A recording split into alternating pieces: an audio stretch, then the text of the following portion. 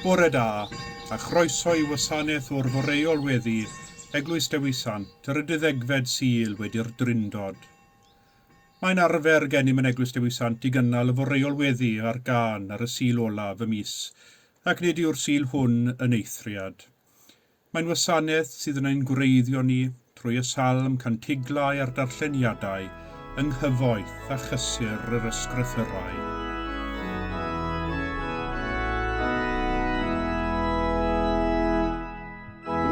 Na gwrido cawgar iawn i'w manwylid, doniau'r nef sydd anfon llawn, eraidd hyfryd, dau ar faith nac uchder nef ni ddatgyddiar a tebyg.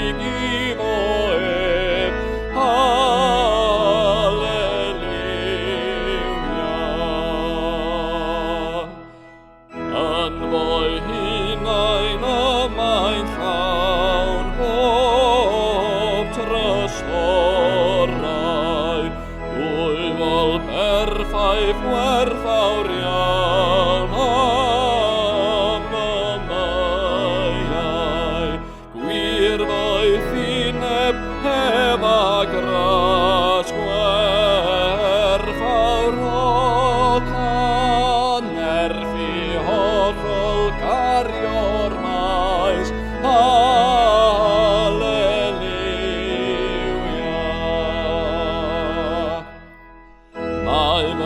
Rannwr heddiw'n fyw ac yn eiriol, sail eiriolaeth dros o fyw iawn digonol, ei waith anodd yn y man a perffaithia, gorfoledd a fan fy rhan,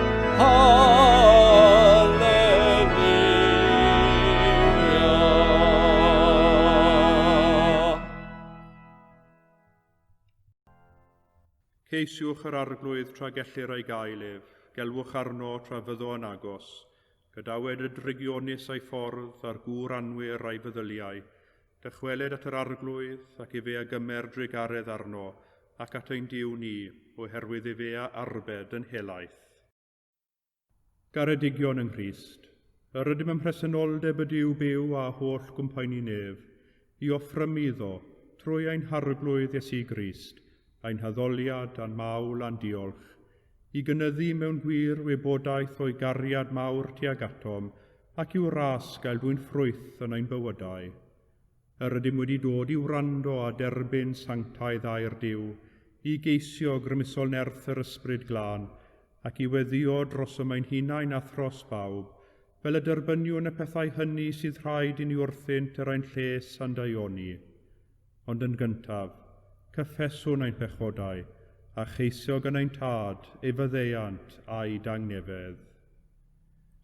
Cyffeswn I ddiw holl alluog, y tad y mab ar ysbryd glân, I ni bechu ar feddwl gair a gweithred. Gydawsom heb ei gwneud y pethau dylasam ei gwneud, a gwneithom y pethau na ddylasam ei gwneud. Gan hynny, gweddiwn ar ei ddiw drigyrhau wrthym. Trigyrhaed yr holl alluog ddiw wrthym, a maddau ni ein holl bechodau. Gwaredid ni oddi wrth bob drwg, pan cadarnhau a nerthu ym mhob daioni, a'n dwy'n I fywyd tragwyddol. Amen. Yr holl alluog ddiw sy'n maddau I bawb sydd yn wir a difeiriol, a drigyrhaw wrthych, maddau I chwi a'ch gwared oddi wrth eich holl bechodau, eich cadarnhau a'ch cryfhau ym mhob daioni, a'ch cadw yn y bywyd tragwyddol, trwy Iesu Grist ein harglwydd. Amen.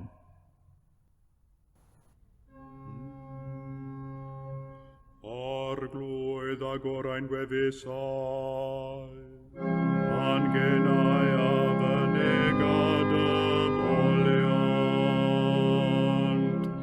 Dyw brosiau ein canor ffwio, arglwydd brasera un camorf, gogoniant i'r tad ac i'r mab ac i'r ysbryd glon, megis yr oedd yn y dechrau, y mae'r awr hon ac a bydd yn wastad, yn oes oes oedd. Amen. Molwch yr arglwydd, molianus fyddo enw'r arglwydd.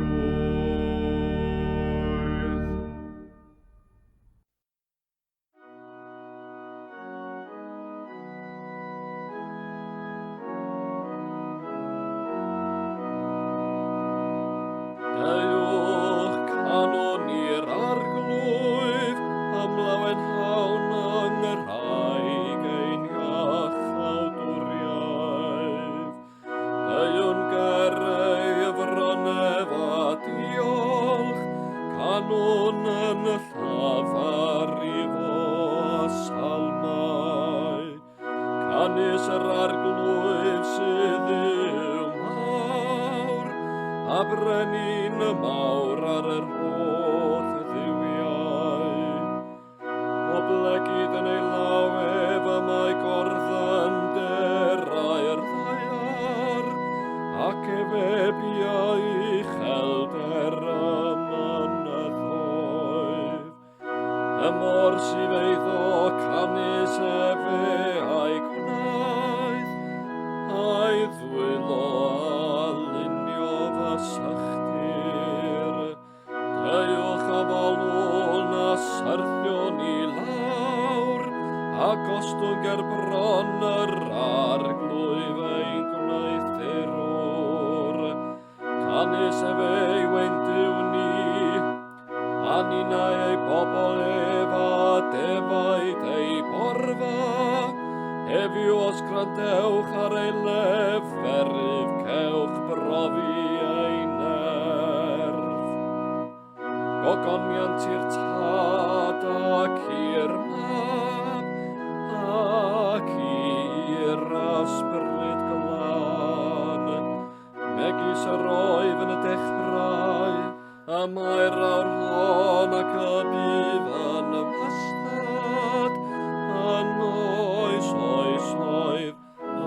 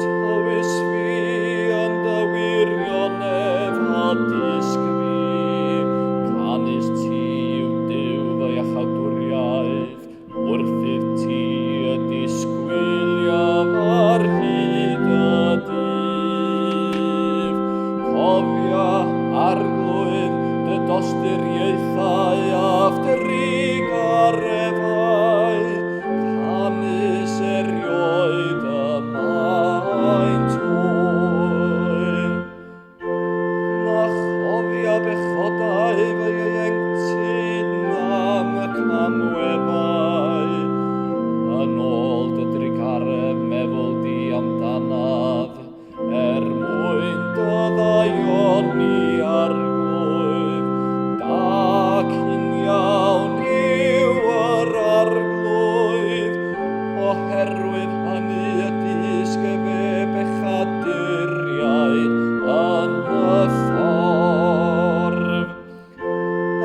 a'i llariau a hyfforddau efe mewn barn, a'i ffordd a ddysg efe I rai gostangedig, oll lwybrau'r arglwyf a dymstrig aref a gwirionedd, i'r rhai a gadwant ei gyfamod a'i dystiolaethau ef. Ogoniant i'r tad ac i'r mab ac i'r ysbryd glan, megis yr oedd yn dechrau, y mae'r awr hon ac y bifan wastad, yn oes, oes, oes.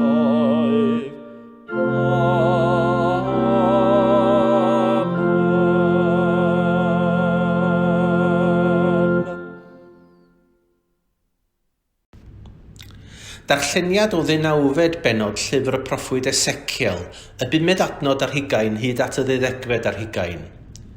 Eto fe ddywedwch, nid yw ffordd yr arglwydd yn gyfiawn. Clywch hyn di Israel, a yw fy ffordd I yn anghyfiawn, ond nid eich ffyrdd chwi sy'n anghyfiawn. Os bydd di yn cyfiawn yn troi o'i gyfiawnder ac yn gwneud drygioni, bydd farw o'i achos. Am y drygioni a wnaeth bydd farw. Ond os bydd dyn drwg yn troi o'r drygioni a wnaeth ac yn gwneud barn a chyfiawnder, bydd yn arbed ei fywyd.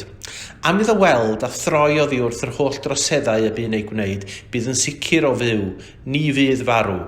Ac eto fe ddywed ti Israel, nid yw ffordd yr arglwydd yn gyfiawn. A yw fy ffyrdd I yn anghywir, di Israel, ond nid eich ffyrdd chwi sy'n anghywir? Felly, di Israel, fe'ch barnaf bob un am ei ffordd ei hun medd yr arglwydd dduw. Edif ar hewch a thrywch oddi wrth eich holl wrthryfel, fel na fydd drygioni yn dramgwydd I chi. Bwriwch ymaith yr holl droseddau a wneithoch, a mynwch galon newydd ac ysbryd newydd. Pam y byddwch yn farw di Israel? Nid wyf yn ymhyfrydu marwolaeth neb medd yr arglwydd dduw. Edif ar hewch a byddwch fyw.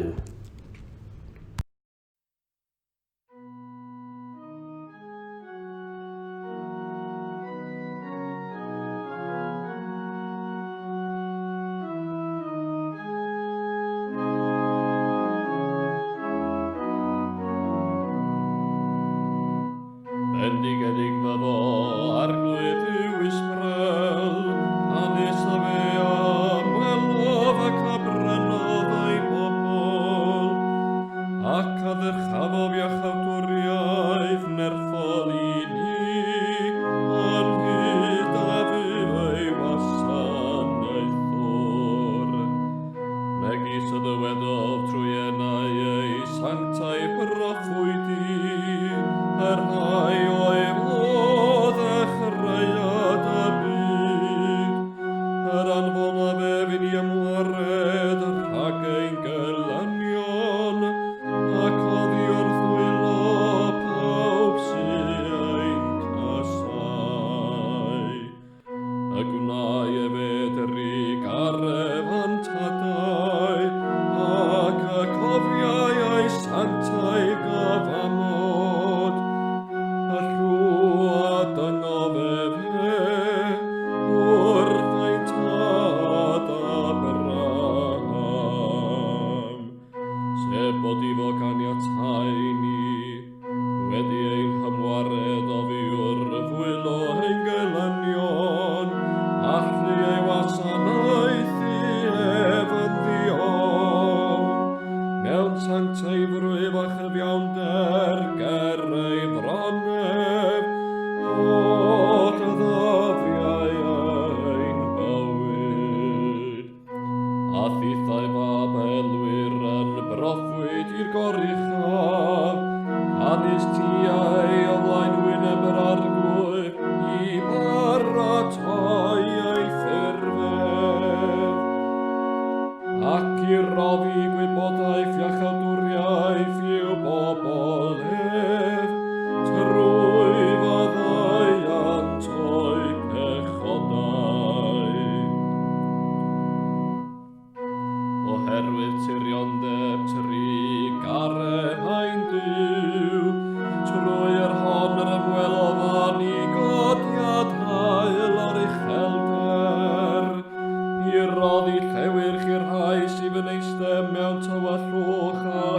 ysgodangau, ac i gyfeirio ein traed i ffordd tangnefedd. Gogoniant i'r tad ac i'r mab, ac i'r ysbryd glân, megis yr oedd yn y dechrau, y mae'r awr hon ac y bydd yn wastad, yn oes oesoedd.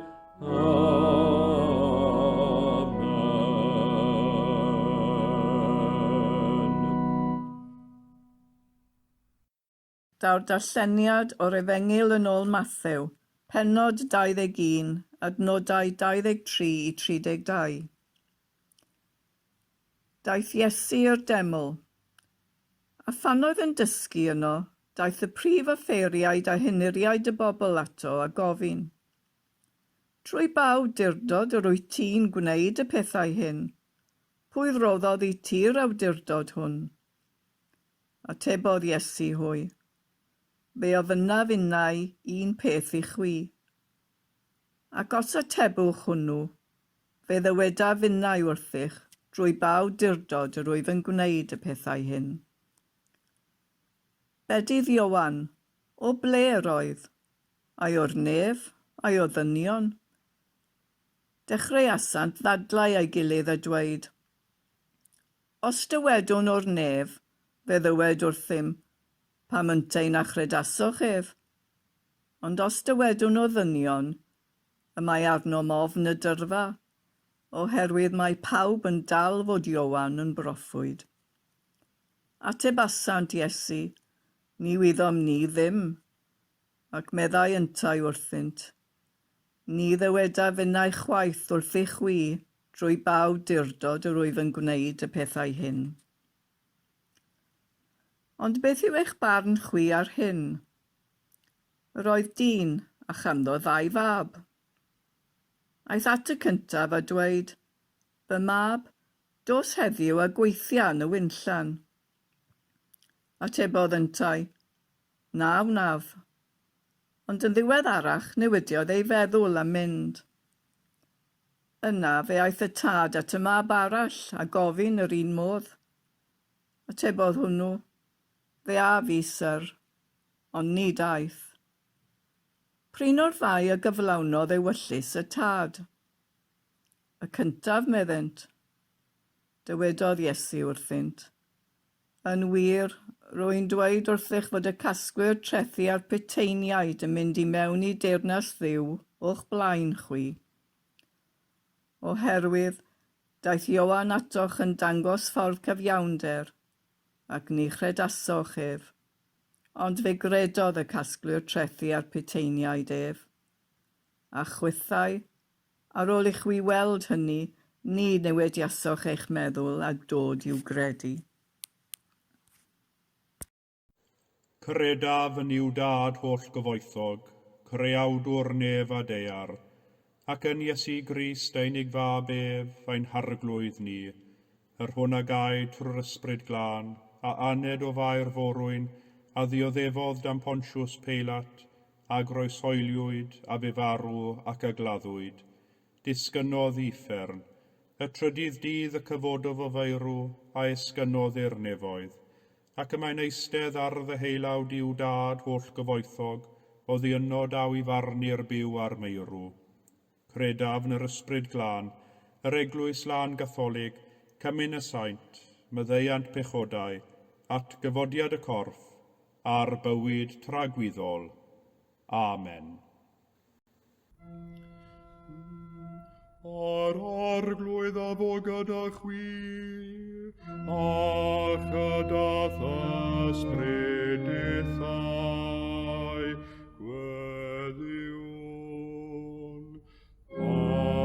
Arglwydd drigar hawr ddim, Christ drigar hawr ddim, arglwydd drigar hawr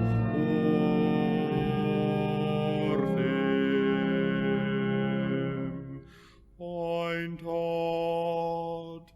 Ein tad yr hwnnwyd hana nefoedd, sanctaidd i'r enw. Deled y dair nas, wneler dewallus, megis yna neb, felly ar y ddaiar hefyd. Dar oen i heddiw ein barab ein addiol, a maddau ni ein dyledion, fel y maddaiwn in ein dyledwyr, ac nac arwain ni brofedigaeth, aeth i'r gwared ni rhag drwg. Amen.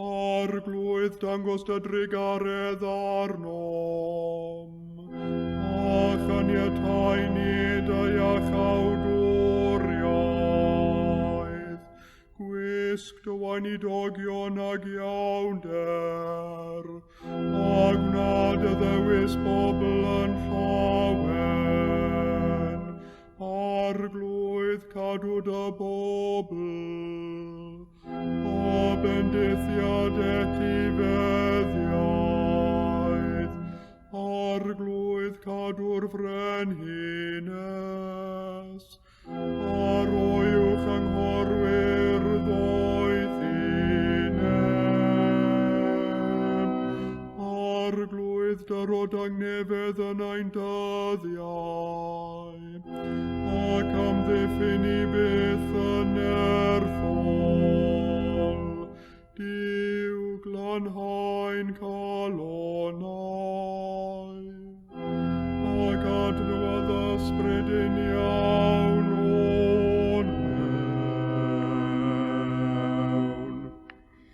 O Dduw sydd trwy dy ragluniaeth i ball yn llawedraeth i pob peth yn y nef ar ddaiar, erfyniwn yn ostyngedig arnat fwrw ymaith o ddiwrthym bob peth newidiol, a chaniatau'n i'r hyn sydd ein lles, trwy Iesu Grist ein harglwydd. Amen.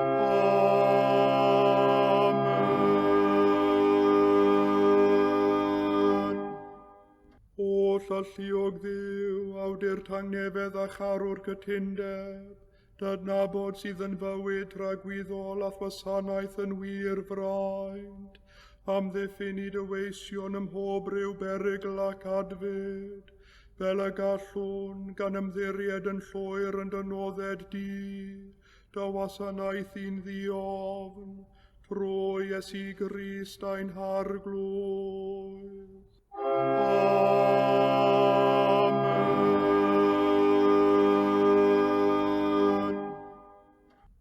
Nefol dad yn cedwaist yn ddihangol hyd ddechrau'r dydd heddiw, amddiffyn i athgadarnallu, a chaniatân a syrthiwn y dydd hwn i unrhyw bechod, na rhedeg i unrhyw berygl, ond bod ein holl weithredoedd wedi ei lliwio wrth dy lywodraeth, i wneud yn wastad yr hyn sy'n gyfiawn yn dolwg di, trwy Iesu Grist ein harglwydd.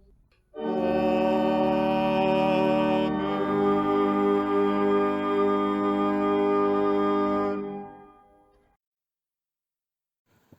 Parhawn yn ein gweddiau, wrth i'n mawl a'n diolch a'n ca'n droi'n erfyniadau ac yn biliau dros eraill. Bywhadi yn cydwybod o Dduw ath sancteiddrwydd, portha ein meddwl a thwirionedd, pura ein dychymig a harddwch, agor ein cylonaeth gariad, a fflig ein hewyllus sydd bwrpas dwyfol, trwy Iesu Grist ein harglwydd. Amen. Ac wrth i ni wynebu ail gyfnod clo yma yng Caerdydd fel yn rhannau eraill o'r wlad, gadewch i ni ganolbwyntio ein dysyfiadau ar y rheini y bydd y cyfnod hwn a'i penderfyniadau yn effeithio ar eraill. Gweddiwn dros ein harweinwyr a phawb sydd mewn safle o awdurdod.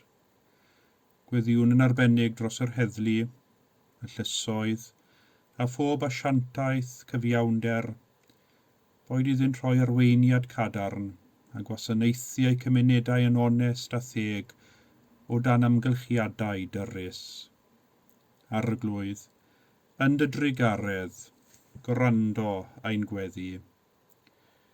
Gweddiwn dros y rhai sy'n gwneud penderfyniadau a hynny o dan straen, ac o dan amgylchiadau sydd y tu hwnt i'w rheolaeth. Dros y rhai sy'n gweithio i ymddiriedolaethau ysbytau, adrannau gwasanaeth cymdeithasol a swyddfeydd bydd daliadau. Boed iddynt ddangos doethineb, gwybodaeth a thrigaredd tuag at y rhai y mae eu bywydau yn ei dwylo. Arglwydd, yn dy drigaredd, gwrando a'n gweddi. Gweddiwn dros arweinwyr yr Eglwys, boed iddynt fod yn gydwybodol mewn gweddi ac astudiaeth, a meddu ar weledigaeth treiddgar a dirnadaeth wrth arwain a gwasanaethu eu cymunedau i wynebu a gwroldeb yr heriau sy'n ein wynebu yn y dyddiau hyn. Na boed i ofn drechu cariad, nac anobaith trechu gobaith, na'r tywyllwch gorchfygu'r tragwyddol o leini. Arglwydd, yn dy drigaredd, gwrando a'n gweddi. Gweddiwn dros y rhai sydd ag awdurdod mewn ysgolion a cholegau, dros brif athrawon a pheneithiaid, llywodraethwyr ac athrawon, boed iddynt fod yn addfwyn, yn ffyddlon ac yn ddisgybledig, a gweithio ag ymynedd a charedigrwydd a gofal. Gweddiwn yn arbennig dros fyfyrwyr sy'n dechrau neu sy'n dychwelyd i'w colegau. Arglwydd, yn dy drigaredd, gwrando a'n gweddi. Boed dy law gadarn arglwydd yw, a fraich estyngedig yn amddiffynfa i ni, dy drigaredd a dirioneb yn Iesu Grist dan Wylfab yn iechawdwriaeth i ni, dy air didwyll yn hyfforddiant, a gras dy ysbryd sy'n bywhau yn gysur ac yn diddanwch i ni o'r awr hon, hyd byth. Amen.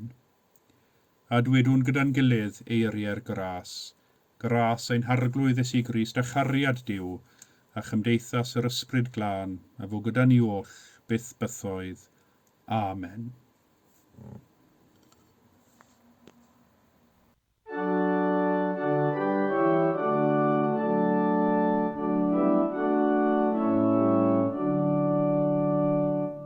Hyfryd eiriau'r Iesu, bywyd anddynt sydd, digon byth i'n harwain i dragwyfol fydd. Maent o hyd a newydd, maent yn llawn o'r nef, sicrach na'r mynyddoedd yw ei eiriau. Newid mae gwybodaeth a dysgeidiaeth dyn, aros mae efengil Iesu byth ar un. Athro ac arweinydd a Duw am o boes, athra perir ddaiar, perir ddalai'r groes. Wrth i'w wrando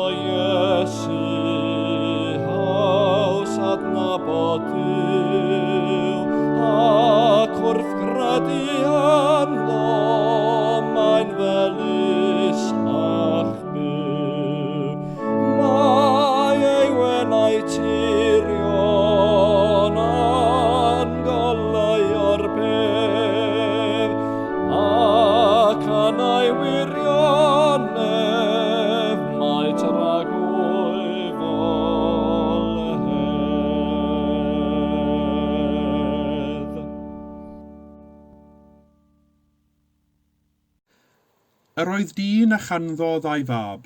Aeth y cyntaf a dweud, fy mab dos heddiw a gweithio yn y wynllan. A tebodd yntau, naf. Ond, yn ddiweddarach, newidiodd ei feddwl a mynd. Yr 8fed i'r 9fed adnod ar hugen o'r 11 bennod ar hugen o'r Efengil yn ôl Sant Matthew. Mae gennym ni gyd yr hawl i newid ein meddwl. Efallai bod hwn yn rhywbeth od iawn i'w ddweud ar ddechrau pregeth, ond mae'n wir. Mae gennym ni gyd yr hawl i newid ein meddwl. Un o'r pethau sy'n gallu bod yn anodd mewn bywyd yw cael eraill i ddeall yr hawl sylfaenol hwn sydd gennym i newid ein meddwl. Ac mewn gwirionedd, y mae pob un ohonom yn newid ein meddwl yn weddol aml, a hynny ar amryw o bynciau. Fel dyn ni newid ein meddwl ar bethau gweddol ddibwys, fel beth y dylem ni ei fwyta i frecwast, neu beth y dylem ni ei wisgo yn y bore, felly dyn ni newid ein meddwl am bethau sy'n bwysig iawn hefyd, megis ein barn ynglyn â materion gwleidyddol y dydd, a materion yn ymwneud â'n ffydd a'n bywydau ni yng Nghrist.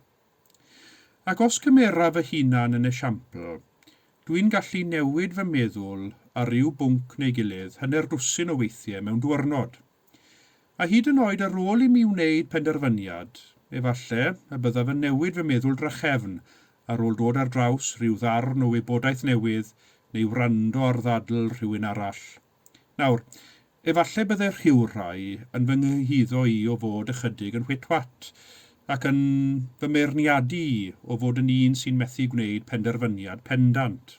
Ond, y gwir yw, mae gennyf berffaith hawl i newid fy meddwl.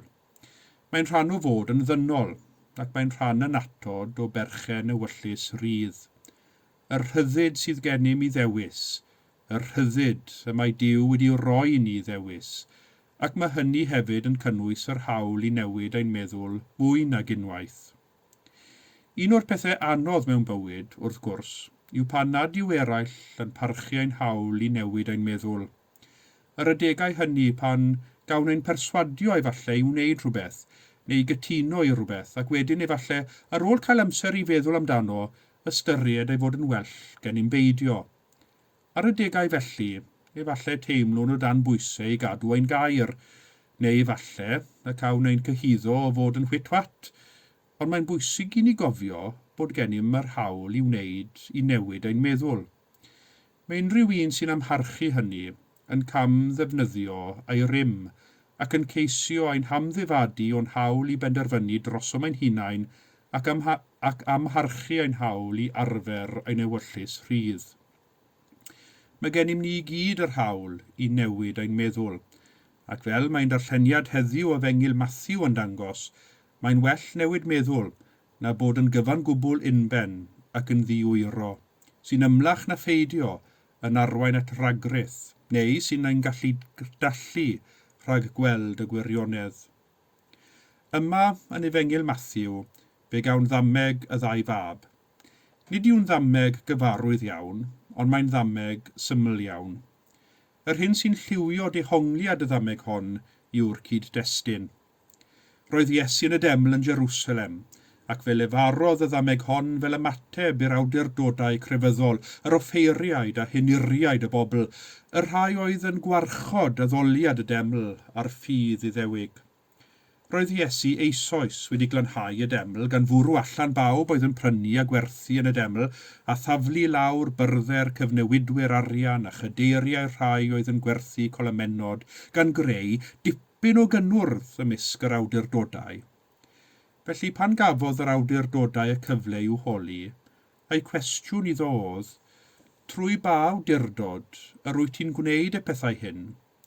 Pwy oedd yr Iesu yma i herio trefn y deml gyda'i holl ddysgu am deyrnas Dduw a'i gyfiawnder ef? Roedd gan yr offeiriaid a'r henuriaid awdurdod wedi rhoi iddynt trwy rhinwedd ei swydd. Nhw a neb arall oedd wedi ei hawdurdodi i warchod y deml a'r ffydd Iddewig. Pwy oedd Iesu? Pwy oedd y rabi yma, y pregethwr teithiol o Nazareth yma i herio ei hawdurdod a thraddodiadau'r deml? Roedd yr offeiriaid a'r heniriaid yn benderfynol mai nhw oedd gwarchodwyr y gwirionedd am Dduw a neb arall. Gwrthododd Iesu ei hateb yn uniongyrchol, yn hytrach gofynnodd iddynt am Iwan Fydyddiwr. Daeth Iwan, os cofiwn, gan brygethu neges ydi feirwch, ac fe alwodd bobl i newid eu meddyliau, eu ffyrdd a chyfeiriad eu bywydau, ac yr oedd nifer wedi ymateb i'r alwad honno. Be dydd Iwan, o ble yr oedd, ai o'r nef ai o'r byd daearol, gofynnodd Iesu iddynt. O ble y daeth ei awdurdod i bregethu ei alwad i edifarhau. Wrth gwrs, nid oedd modd i'r awdurdodau crefyddol ateb ei gwestiwn. Os o'r nef, pam yr oedd yr awdurdodau mor gyndyn i wrando arno a newid ei meddyliau ac edifarhau, a mynnu calon newydd ac ysbryd newydd i ddefnyddio delwedd o'r proffwyd Ezekiel. Ac felly adroddodd Iesu ddameg y ddau fab wrthynt. Dameg yw hon am dad sy'n gofyn i'w ddau fab ei helpu a gweithio yn y wynllan. Atebodd un mab, naf, yn blwmp ac yn blaen, yn ddi-ras a heb roi unrhyw esgus o gwbl. Doedd ganddo ddim diddordeb mewn gweithio yn y wynllan ar unrhyw gyfrif. Gofynnodd y tad iddo, ac fe wrthododd y mab a'i gais. Yn ôl y ddameg, nid yw'r tad yn ceisio pledio, mae'n derbyn penderfyniad y mab yn raslon. Mae'n parchu ei rhyddid i ddewis. Efallai nad hwn oedd yr ymateb yr oedd y tad yn gobeithio amdano, ond ta waith am hynny, roedd y tad yn parchu ei benderfyniad. Gofynnodd drychefn i'r ail fab, ac fe sylwwn yn syth ar ei ymateb parchus, ac fe allwn i ddweud, a sebonllyd braidd, fe a fi, syr. Mwy na thebyg fe dderbyniodd y tad yr ail fab ar ei air. Ond gweithaf ei ymateb cadarnhaol, ni aeth i'r wynllan i weithio. Mwy na thebyg, doedd ganddo ddim diddordeb mewn gweithio yn y wynllan, fel y mab cyntaf. Dweud hyn a wnaeth i gadw ei dad yn hapus, heb unrhyw fwriad o gadw at ei air. Fel y gwyddom, y mae gwneud yn bwysicach na dweud, fel y dywed llythyr Iago wrthym, byddwch yn weithredwyr y gair, nid wrandawyr yn unig. Mwyn i'r gwrando troi'n weithred, mae'n rhaid i'r geiriau a'i newid ni. Ond am y mab cyntaf, fe newidiodd hwn ei feddwl. Ar ôl dweud naf, fe ail ystyriodd, ac fe newidiodd ei feddwl ac aeth i gyflawni ei ddyletswyddau yn y wynllan. Y mab cyntaf, yn ymharod ar y cychwyn, a gyflawnodd y wyllus ei dad yn y diwedd. A dyma'r peth. Roedd yr awdurdodau crefyddol yn llawn o eiriau cadarnhaol, ond eto, doedd y geiriau ar ei genau ddim yn adlewyrchu'r hyn oedd yn digwydd yn ei bywydau. Roeddent fel yr ail fab, yn llawn a ddiwydion cadarnhaol yn addo gweithio dros y deyrnas, ond ar ddiwedd y dydd yn edrych ar ôl ei beddiannau ei hunain, yn unben ac yn unplyg yr oeddent. Tra oedd y mab cyntaf, yn gwrthod y cynnig ar y cychwyn, yn newid ei feddwl, trochi llewis ac ymuno yng ngwaith y wynllan, gwaith y deyrnas a wnaeth. Ac wrth i ni ystyried y ddameg hon, fe ddylwn ni fod yn ddigon dewr a gofyn, pa un o'r meibion ydym ni? Dim ond wrth i ni osod ein hunain yn esgidiau'r awdurdodau crefyddol, y gallwn ni wir weld ergyd y ddameg hon i'n bywydau ni. Felly, fe welwn ni Iesu yn dweud wrth yr offeiriaid a heniriaid y bobl, bod y casglwyr trethu a'r piteiniaid yn nes at deyrnas Dduw na nhw. Dyma ergyd iddynt, dyma ergyd efallai ni hefyd.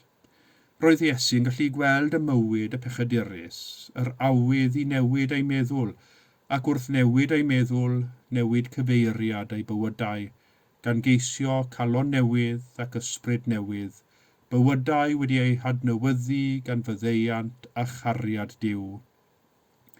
Mae gennym ni gyd yr hawl i newid ein meddwl, boed i ni arfer y rhyddid hwnnw, fel y gallwn ni droi ein geiriau yn weithredoedd, gweithredoedd sy'n adeiladu'r deyrnas, newid meddwl a dewis byw i Grist yn y dyddiau hyn, mor ansicr ydynt, gogoniant i'w enw.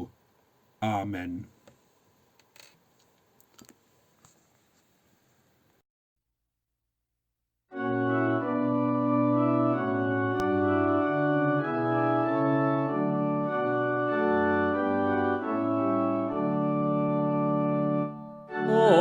Arglwydd yw'r rhagluniaeth ac iachawdwriaeth dyn, tydi sy'n llywodraeth i y byd ar nef dy hun, yn hwyneb pob caledi ysib neu eto ddaw, dod gadarn gymorth i mi i lechi yn dy law.